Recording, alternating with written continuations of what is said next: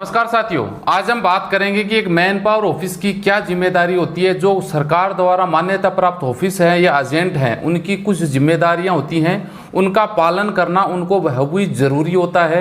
अगर आप लोग भी किसी ऑफिस में मैन पावर ऑफिस के द्वारा किसी विदेश में जाते हैं तो आपको भी ये बेनिफिट मिल सकते हैं। इसीलिए मैं बार बार बोलता हूँ, हमेशा मैन पावर ऑफिस के द्वारा जाएं। यहाँ पे हम 10 टॉपिक पे बारे में बात करने वाले हैं कि अगर जो आप इन ऑफिस के द्वारा जाएंगे तो ये बेनिफिट आपको भी मिलेंगे। और मैन पावर ऑफिस की जिम्मेदारी भी होती है, विदेश मंत्रालय द्वारा दिशा निर्देश उनको दिए गए हैं और उनका पालन उनको करना चाहिए। जी हाँ, आगे बढ़ने से पहले चाहूंगा चैनल जरूर सब्सक्राइब कर लें था साथियों, ताकि हर रोज आपको इसी से रिलेटेड नई नई अपडेट मिलती रहे। चलिए शुरुआत कर लेते हैं।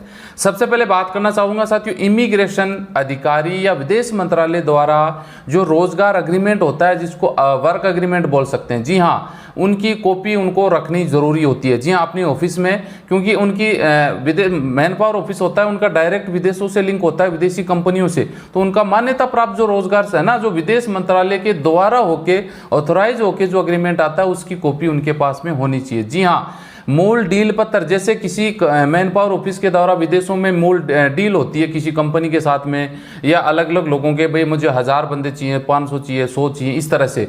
तो उनका लेटर ईमेल के द्वारा या इससे होता है, आपको पता है, वो पत्राचार पूरा उनके पास होना चाहिए। कंपनी और ऑफिस के बीच में जो भी उनकी डील हुई है, वो original document man power office में होने जरूरी हैं। जी हाँ, अगर कोई मैन पावर ऑफिस इंटरव्यू करवा रही है तो उनके पास एक लेटर आता है, उनको एक स्वीकृति लेनी पड़ती है। वो लेटर उनके पास होने चाहिए।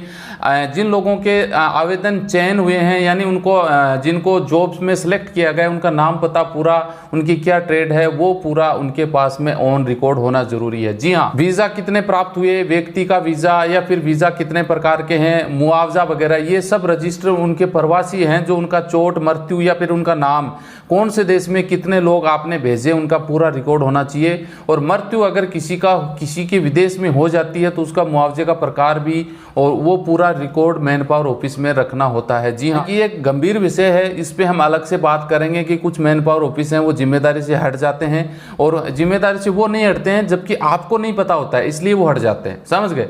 तो आपको भी, अगर आप इन ऑफिस के द्वारा जाते हैं तो आपको ये विदेश में भी कोई प्रॉब्लम आती है, उसकी पूरी जिम्मेदारी मैन पावर ऑफिस की है। अगर आप रजिस्टर्ड मैन पावर ऑफिस के थ्रू जाओगे तो जी, आप कौन सी कंपनी में किस तरीके के कितने लोगों को भेज रहे हैं, उनका प्रोफेशन क्या है, उनका नाम पता पूरा रिकॉर्ड होना जरूरी है मैन पावर ऑफिस में। जी हाँ, मुआवजे का, अगर आप विदेश में चले जाते हैं, आपको कोई प्रॉब्लम आ जाती है, तो आपको कंपनी मुआवजा दिया, कितना दिया, नहीं दिया, जी हाँ, उसका पूरी आपके पास एविडेंस होना चाहिए, रसीद होनी चाहिए। मैन पावर ऑफिस की जिम्मेदारी बनती है। जी हाँ, मैन पावर ऑफिस, बहुत सारे आपने समय समय पे देखा होगा कि उनके पास जॉब आते हैं, तो जॉब इंटरव्यू के लिए वो अखबारों में ऐड देते हैं, अपना प्रमोशन करते हैं। तो उनके पास जिन भी अखबारों में वो प्रमोशन करते हैं, उनका रिकॉर्ड उनके पास में होना जरूरी है। मैन पावर ऑफिस को रिकॉर्ड रखना चाहिए। जी हाँ, मैन पावर ऑफिस किसी भी देश में आप लोगों को भेजते हैं, जी हाँ, आप इंटरव्यू करवाते हैं, अग्रीमेंट होता है, जी हाँ, तो वो शर्तें, नियम शर्तें पहले वर्कर को बतानी जरूरी है।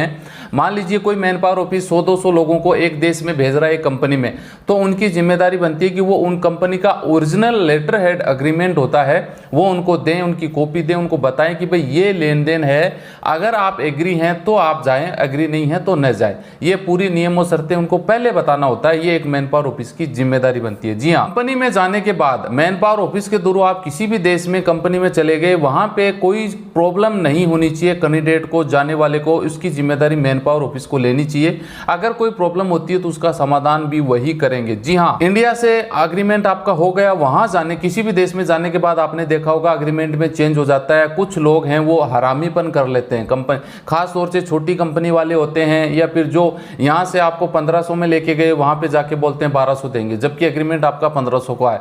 बदलाव नहीं होना चाहिए, उसकी पूरी जिम्मेदारी मैन पावर ऑफिस की बनती है। जी हाँ, विदेश में पहुंचने के बाद आपका समय पे वीजा लगेगा, समय पे मेडिकल होगा, वीजा रिन्यू होगा, स्टाम्प, एग्रीमेंट वगैरह, पूरी जिम्मेदारी मैन पावर ऑफिस की बनती है। क्योंकि आप विदेश में चले गए, आपके तो कंपनी के साथ कोई लेन देन नहीं है, आप तो कंपनी को जानते नहीं है, डील हुई है कंपनी की और मैन पावर की, तो उनकी जिम्मेदारी बनती है कि ये सब प्रोसेस वो करवाएं। जी, मैन पावर ऑफिस को हमेशा से सावधानी बरतनी चाहिए। फेक कोई इंटरव्यू नहीं करवाना चाहिए, फेक उनके पास कोई विज्ञापन नहीं देना चाहिए कि भाई बड़ी बड़ी तनख्वाह दिखा दी, बड़े जॉब दिखा दिए, बंदे वहां जाते हैं उनको मिलता नहीं है। तो फेक काम करने से मैन पावर ऑफिस को हमेशा बचना चाहिए। जी हाँ, मैन पावर ऑफिस की जिम्मेदारी बनती है कि भाई जो नियुक्ता है उनका रोजगार अनुबंध है वो कंप्लीट करें, उनको बीच में छेड़छाड़ नहीं करें, उनके नियम और शर्तों का पालन करें।